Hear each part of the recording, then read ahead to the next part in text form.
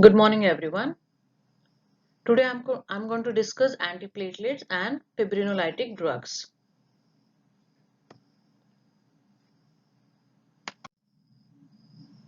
So first we'll be discussing antiplatelet drugs.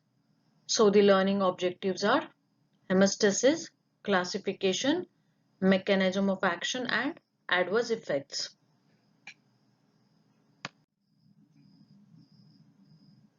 Now let's see what is hemostasis. It is cessation of blood loss from damaged blood vessel. What are the steps involved in hemostasis? It causes first immediate vasoconstriction of the vessel. Then there is platelet plug formation with platelet adhesion and platelet aggregation, and then there is coagulation and then thrombin formation. Now what is thrombosis? Thrombosis is a pathological process in which a platelet aggregate or a fibrin clot occludes a blood vessel.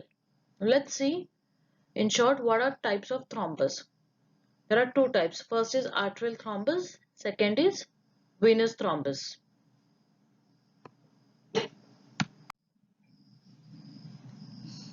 Now, arterial thrombus. It is extension of the basic process of platelet adhesion and aggregation at the site of injured vessel.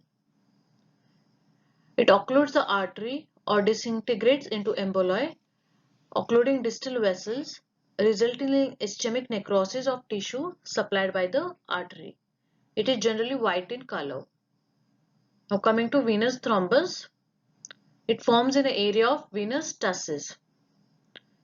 It is largely a mass of fibrin with red cells entangled which resembles a clot. It is generally red in color.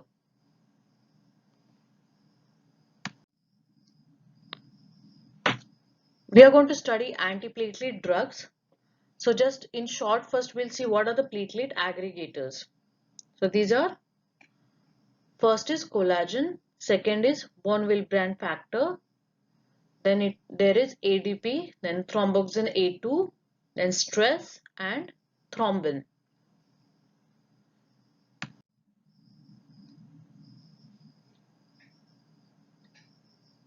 Now let's see what happens when there is an injury or a damage to the blood vessel.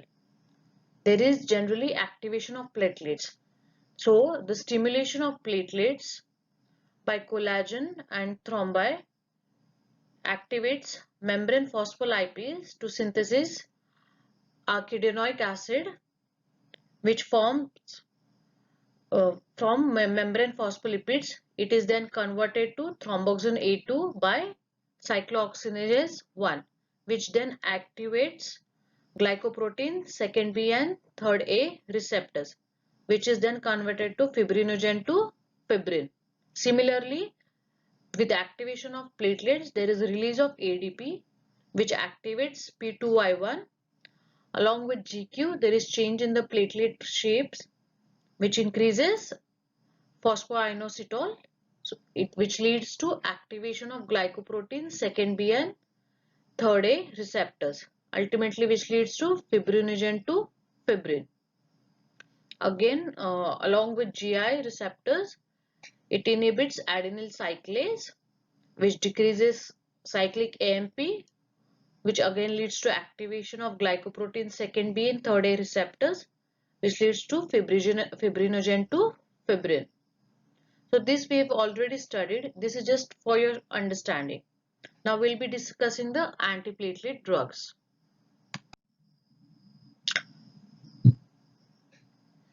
Now coming to the classification of antiplatelet drugs, the first group is prostacyclines. Second is thromboxane A2 synthesis inhibitors. The drug over here is aspirin. Third group is ADP receptor antagonist. The drugs over here is ticlopidin, clopidogrel, prasugrel. Fourth group is phosphodiesterase inhibitors. The drugs over here is dipyridamole, pentoxifylline. Fifth group is glycoprotein, second B, third A receptor antagonist.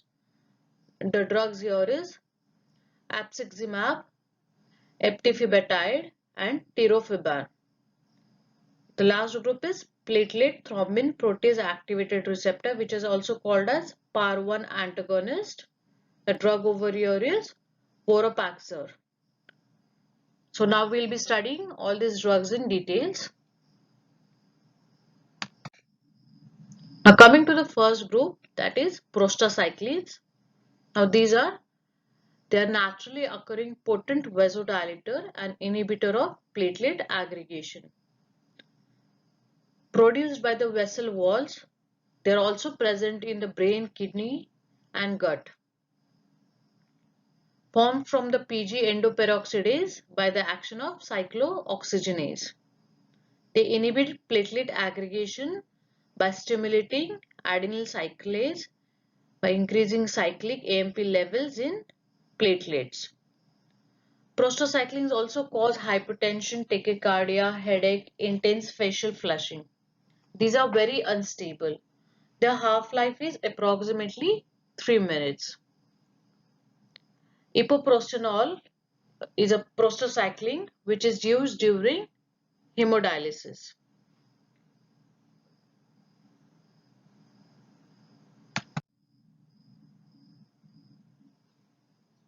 Now coming to second group, that is thromboxane A2 synthesis inhibitor. The drug over here is aspirin. This is the most widely used antiplatelet agent in the world. Now let's see what is the mechanism of action in short. So how does aspirin works? Aspirin blocks the production of thromboxane A2 by acetylating a serine residue near the active site of platelet cyclooxygenase, that is COX-1. It is an irreversible inhibitor of cyclooxygenase. The action of aspirin on platelet COX-1 is permanent, that is lasting for the lifetime of the platelet, that is approximately 7 to 10 days. Now here there is complete inactivation of platelet COX-1, which is achieved with a daily aspirin dose of 75 milligram. Now let's see whether the higher the dose, is it more efficacious? What happens at the higher dose? At higher doses, that is 1 gram dose, it also inhibits COX-2, which is responsible for synthesis of prostacyclin, a potent inhibitor of platelet aggregation. So higher doses are potentially less efficacious and also increases the toxicity, especially bleeding. And what happens at the low dose? Aspirin at low dose inhibits synthesis of thromboxane A2 only without having much effect on prostacyclins or PGI2. And at higher levels it will inhibit both prostaglandins. That's why it is less efficacious at higher doses.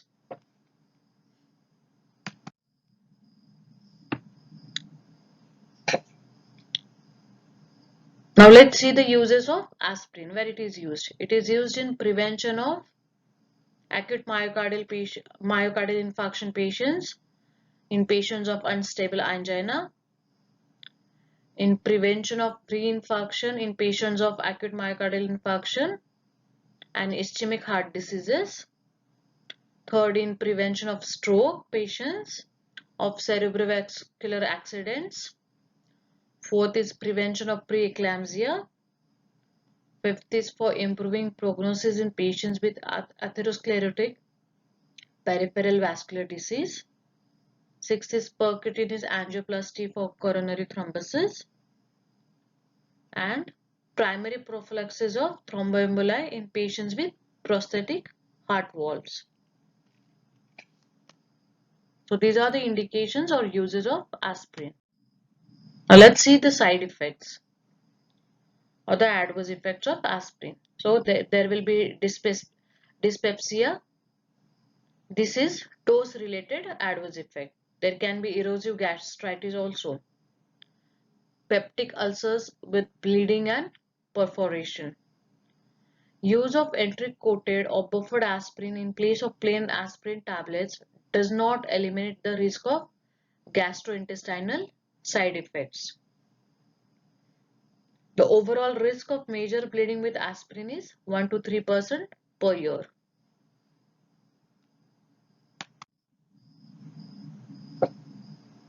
There can be hepatic and renal toxicity with aspirin overdose. The risk of bleeding is increased when it is used along with warfarin. What are the contraindications?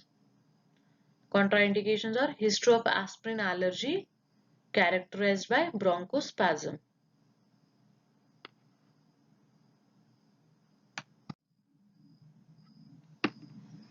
Now coming to the third group, that is phosphodiesterase inhibitors. The drug over here is dipyridamole. Now let's see the mechanism of action.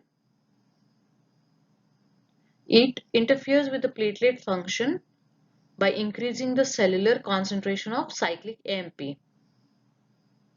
Now what happens? Cyclic AMP is metabolized to 5-AMP by phosphodiesterase enzyme, and hence any drug which inhibits the enzyme would increase CMP levels and inhibit platelet aggregation. It also inhibits adenosine deaminase.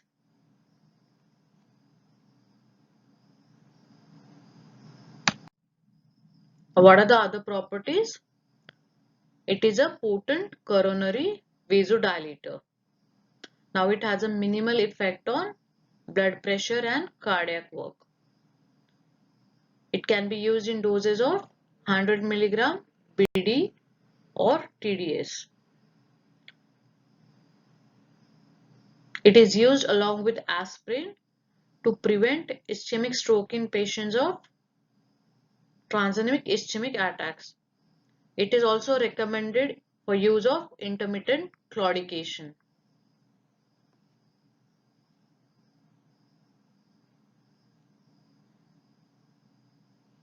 It is also recommended in the use along with warfarin in primary prophylaxis of thromboemboli in patients with prosthetic heart valves.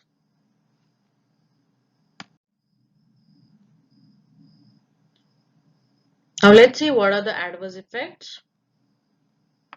First, there is exacerbation of angina, then headache, tachycardia, and GI distress.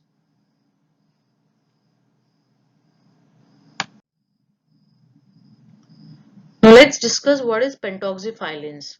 Now this is a xanthan analog. How does it work? It increases the deformability of RBCs, thus increases microcirculation. That's why it reduces fibrinogen levels, and that's why it inhibits platelet aggregation. Its uses are cerebrovascular accident, especially transient ischemic attacks, and ischemic ulcers of legs. It can be used in dose of 400 mg TDS.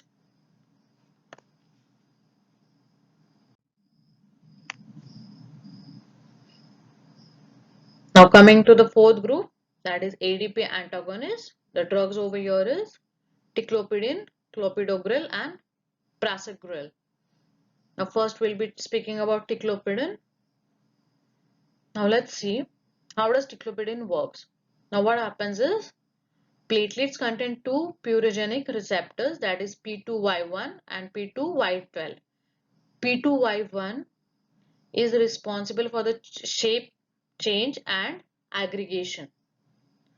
P2Y12 it inhibits adenyl cyclase, and that's why causes platelet activation, which increases the adhesiveness of platelets. That is, P2Y1 is associated with aggregation and P2Y12 is associated with adhesiveness of platelets. Now let's see. Ticlopidine blocks GI coupled AD receptors. It is a prodrug which requires conversion to active form by CYP 450. It has a rapid absorption and high bioavailability. Maximal inhibition of platelet inhibition, it takes along 8 to 11 days after starting the therapy. It can be given in loading dose of 500 milligram for rapid onset of action, and otherwise the usual dose is 20 to 50 milligram BD.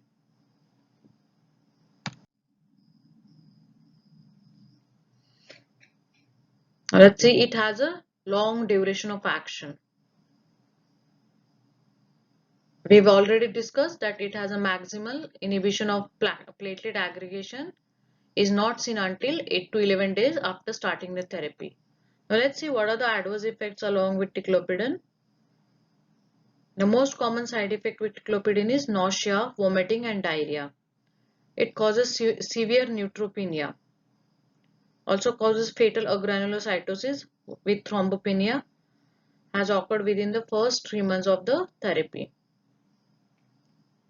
Rare cases of thrombotic thrombocytopenic purpura hemolytic uremic syndrome, which is seen in 1 in 1600 to 4,800 patients. So with ticlopidin, we always need to do the CBC or blood counts every 2 weeks. We need to monitor the CBC or the counts. Now, what are the uses of ticlopidin? Ticlopidin has been shown to prevent cerebrovascular events in secondary prevention of stroke. It has been largely, because of its adverse effects, it has been largely replaced by the clopidogrel. It is also used in prevention of cerebrovascular events in secondary prevention of stroke, in unstable angina, in combination of aspirin plus ticlopidin, which is also used in angioplasty and coronary artery stenting.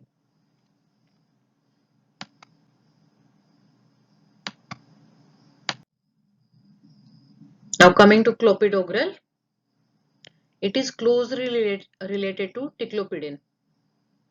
It is a irreversible inhibitor of platelet P2Y12 receptors.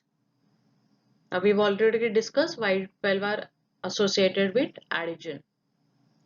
It is more potent and has more favorable toxicity profile than ticlopidin. That means it doesn't have more of neutropenia and thrombocytopenia.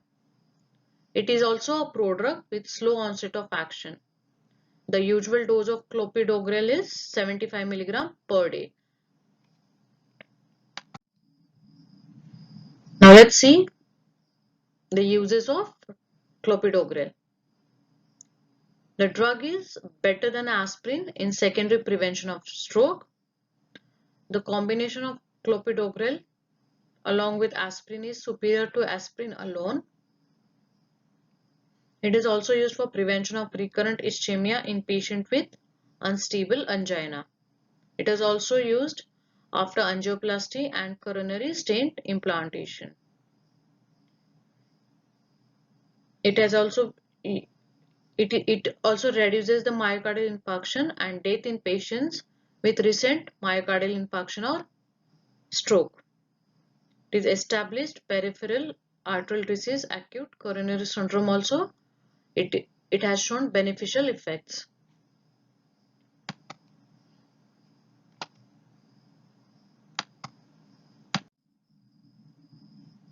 Now let's see the difference between ticlopidin and clopidogrel. Now coming to the adverse effects, ticlopidin has diarrhea, vomiting, abdominal pain, then headache, tinnitus, skin rash. Then the major adverse effects are bleeding, neutropenia and thrombocytopenia. So along with ticlopidin, every 2 weeks we need to do the complete blood count. The ticlopidin is given in dose of 250 mg BD. Now along with clopidogrel, there are less adverse effects. The bleeding is the most common adverse effect, but it is less.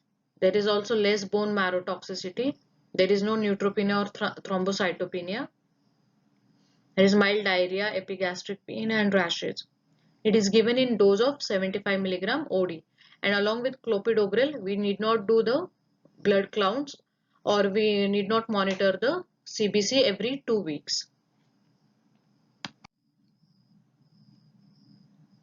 Now coming to the other drug in this group is prasugrel. This is also a prodrug. That's why it requires a metabolic activation. The difference is its onset of action is more rapid than that of ticlopidin or clopidogrel. It produces greater and more predictable inhibition of ADP-induced platelet aggregation. There is rapid and complete absorption of prasugrel from the gut.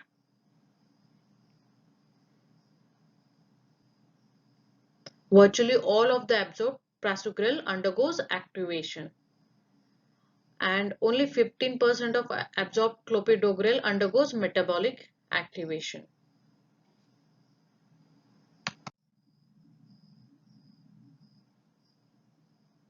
Now the other points are, it has prolonged effect after discontinuation of the therapy. Now this can be problematic if patients require urgent surgery. This is because the risk of bleeding, unless it is stopped at least 5 days prior to the procedure. Now let's see, the drug is contraindicated in those with a history of cerebrovascular disease because of the high risk of bleeding. It is to be cautiously used in patients weighing less than 60 kg or in patients with renal impairment. A dose of prasugrel is given in loading dose of 60 milligram once a daily, and then given once a daily at a dose of 10 milligram.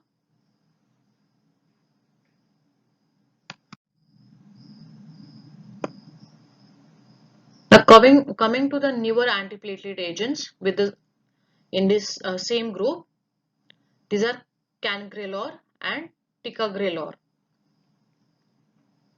Now these are direct acting reversible P2Y12 antagonist. These are not the prodrugs. The first three drugs were prodrugs. These are the newer antiplatelet agents. With these drugs, almost 90% of platelet aggregation is blocked in the time of 2 to 4 hours. Now let's discuss ticagrelor. It is an orally active reversible inhibitor of P2Y12. It produces greater and more predictable inhibition of ADP-induced platelet aggregation compared to clopidogrel in patients with acute coronary syndrome. It has more rapid onset and offset of action both. It can be given in dose of 90 milligram tablets.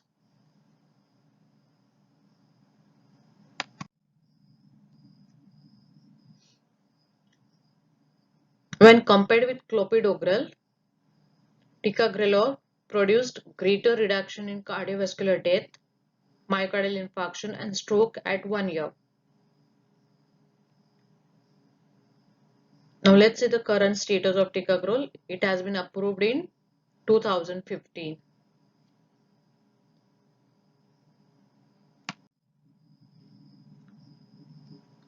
Now coming to the other group, that is platelet glycoprotein 2B third A inhibitors. Now let's see how does these drugs work. As we've already discussed from the previous diagram, how the platelet formation is there. First, what happens is it undergoes a conformational transformation when platelets are activated by thrombin, collagen, or thromboxane A2.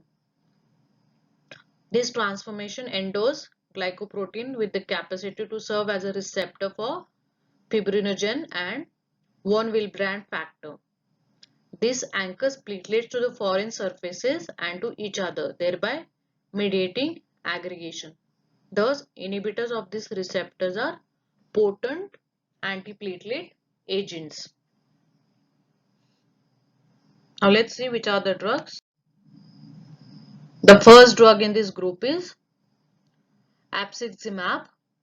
What is this?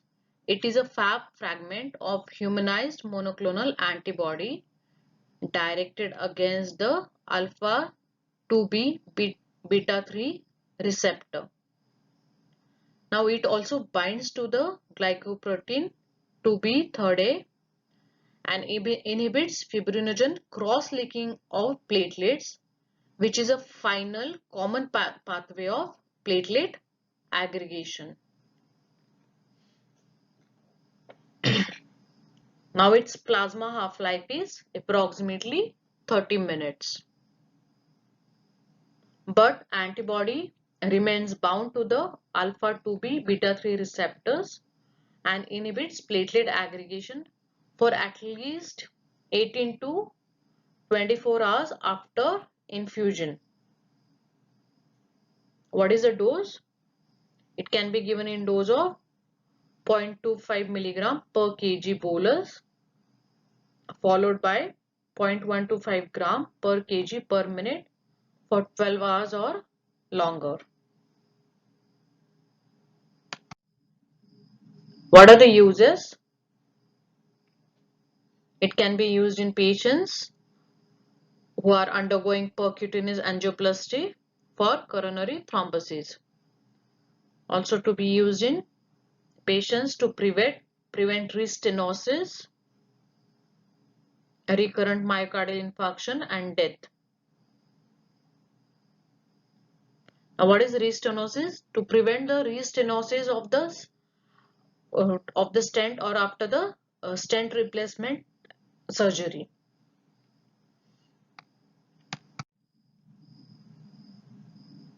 Now let's see what are the adverse effects. The major adverse effect is bleeding. In only 2% of the population, thrombocytopenia is seen, which is generally reversible. Now let's see the contraindications. These contraindications are similar to those of fibrinolytic agent. That is like if there is prior intracranial hemorrhage, known structural cerebral vascular lesions or known malignant intracranial neoplasms, these drugs that this apixaban is contraindicated.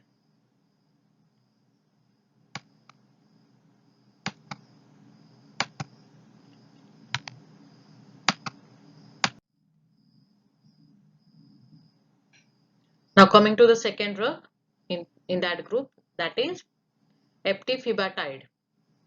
Now eptifibatide is a cyclic peptide inhibitor on alpha 2b beta 3. It's given in a dose of as a bolus of 180 microgram per kg followed by 2 microgram per kg per minute up to 96 hours. Now it's used to treat acute coronary syndrome and for angioplastic coronary interventions. Its benefit is somewhat less than that which is obtained with apixaban because it is specific for alpha 2b beta 3 and does not react with the vitronectin receptor.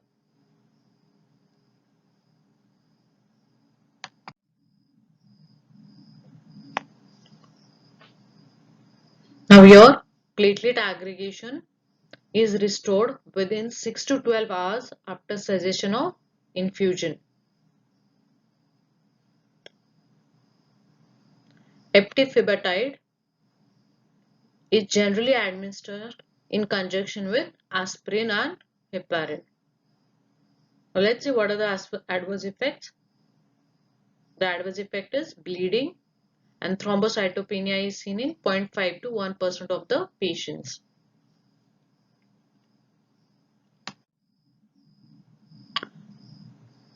Now the third drug is tirofiban.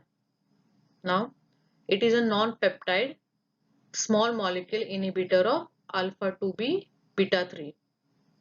It has the same mechanism of action of which is similar to eptifibatide. What are the uses? It has a short duration of action and has an efficacy in non-Q wave myocardial infarction and unstable angina. Now it can be given in a dose of IV at an initial rate of 0.4 gram per kg per minute for 30 minutes and then a maintenance at 0.1 milligram per kg per minute for 12 to 24 hours after angioplasty or arthrectomy. It is also used in conjunction with heparin. What are the adverse effects? These are similar to eptifibatide, which we've already discussed, are bleeding and thrombocytopenia. It does not react with vitronectin receptor. That's why the value in antiplatelet therapy after acute myocardial infarction is limited.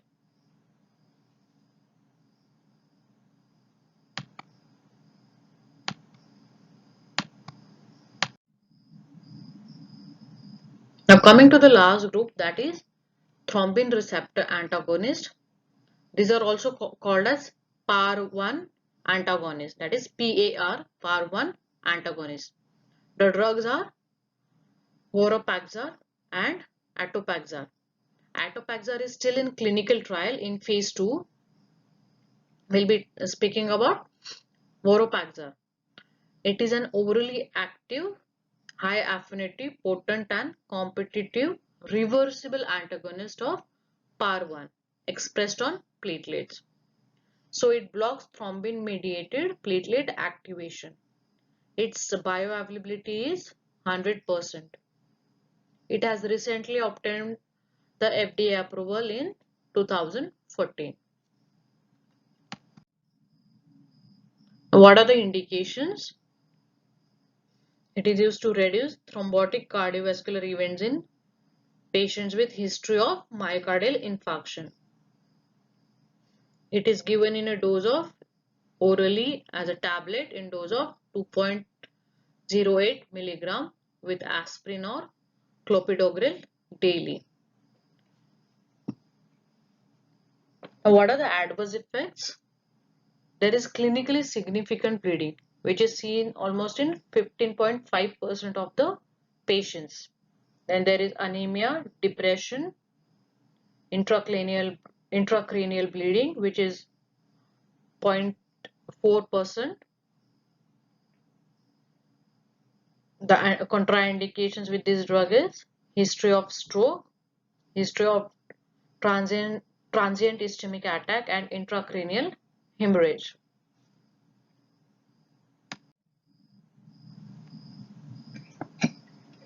As we've completed all the 6 groups, now let's see in general what are the uses of antiplatelet drugs, or where these antiplatelet drugs are used. First, they are used in prosthetic heart valves and AV shunts, or in replacement of heart valves and AV shunt operations. Then in peripheral vascular diseases, in coronary artery diseases, in myocardial infarction, in unstable angina, as in prophylaxis in myocardial infarction, unstable angina, primary and secondary prevention of myocardial infarction.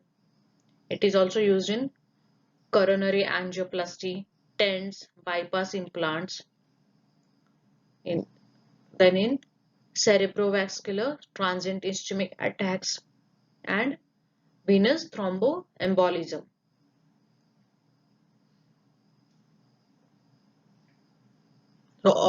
So all these are the conditions where antiplatelet drugs are used after the surgeries or as a prophylaxis.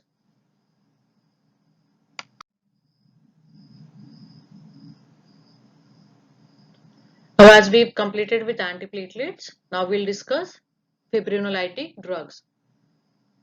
Now, what are fibrinolytics, or what is fibrinolysis? Let's see in short. The process of dissolution of clot is called as fibrinolysis. So now let's see how it activates. Now let's just concentrate on the diagram. See, the plasminogen is converted to plasmin with tissue plasminogen activator, and plasminogen is then fibrin is converted to fibrin degraded products by plasmin. We've already discussed this. Just have a look at this diagram.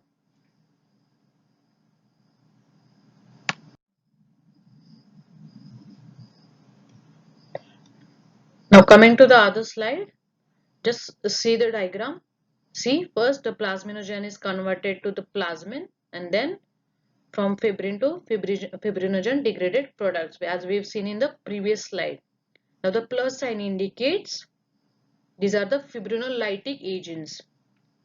These are streptokinase, urokinase, ATPase, and the negative sign which is seen in green is this will prevent the conversion of plasminogen to plasmin. These are also called as antifibrinolytics. These are tranexamic acid and aprotinin. This is just for your understanding. We'll be discussing the fibrinolytics in details.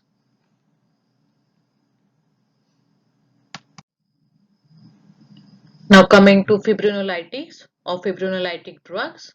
So what are these? As we've seen, the dissolution of the clots. So these are used to lyse the thrombi or clot to recanalize the occluded blood vessel, mainly the coronary artery. Now, how does it act? It works by activating the fibrinolytic system. Now, which are the drugs? Now let's see. First is streptokinase, then urokinase, retiplase, alteplase, and tenecteplase. We'll be discussing all these drugs in details.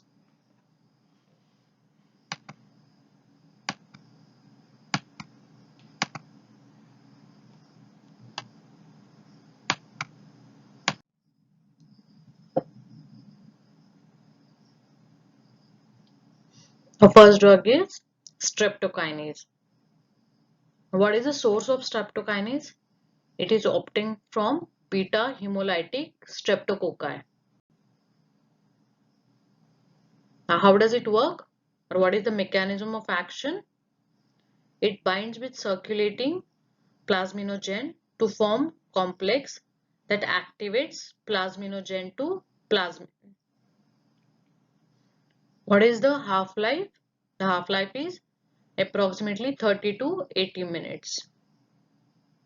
How it is destroyed? It is destroyed by circulating anti-streptococcal antibodies. With this, hypotension and arrhythmias can occur. This was about streptokinase.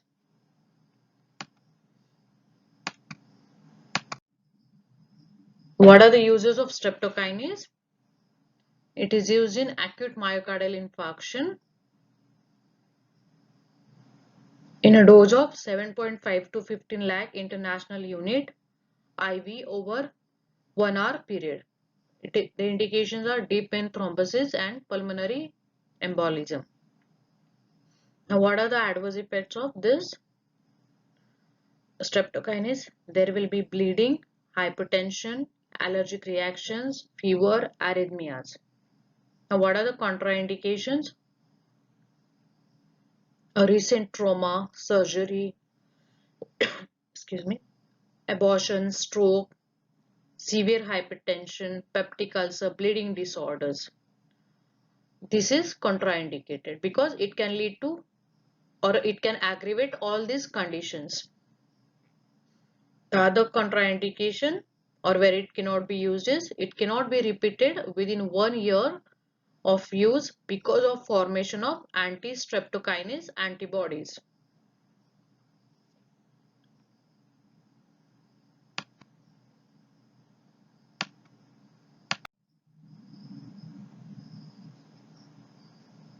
Now coming to the other drug, that is urokinase. Now it is an enzyme isolated from human urine, now prepared from cultured human kidney cells. It is also a direct plasminogen activator. Its half-life is approximately 10 to 15 minutes. It is non-antigenic and non-allergenic. Fever can occur, but hypertension is rare. It is indicated in patients in whom streptokinase has been used for an earlier episode. This is because streptokinase will have anti-streptokinase antibodies, and so there will be this antigenic reaction.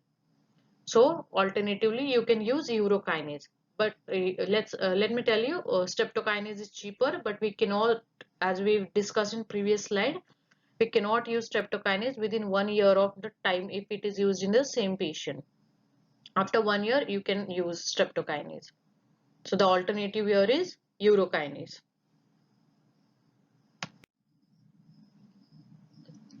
Other drug is alteplase.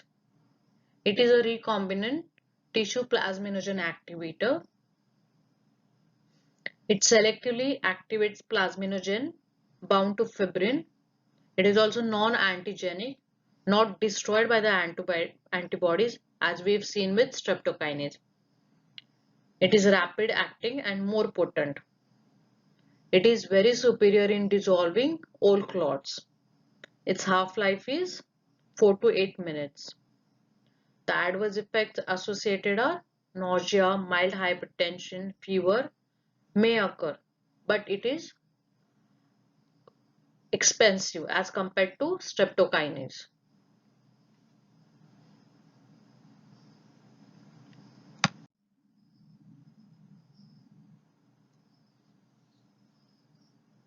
Now the newer drugs are, or the newer recombinant tissue plasminogen activators are retiplase. It is a modified tissue plasminogen activator. It has a longer half-life of 15 to 20 minutes, but less specific for fibrin-bound plasminogen. And coming to the other drug, that is tenecteplase. That is, it is genetically engineered mutant form of alteplase. It has higher fibrin selectivity and longer half-life, that is almost 2 hours. The single bolus dose of 0.5 milligram per kg is sufficient, but again it is very expensive as compared to streptokinase.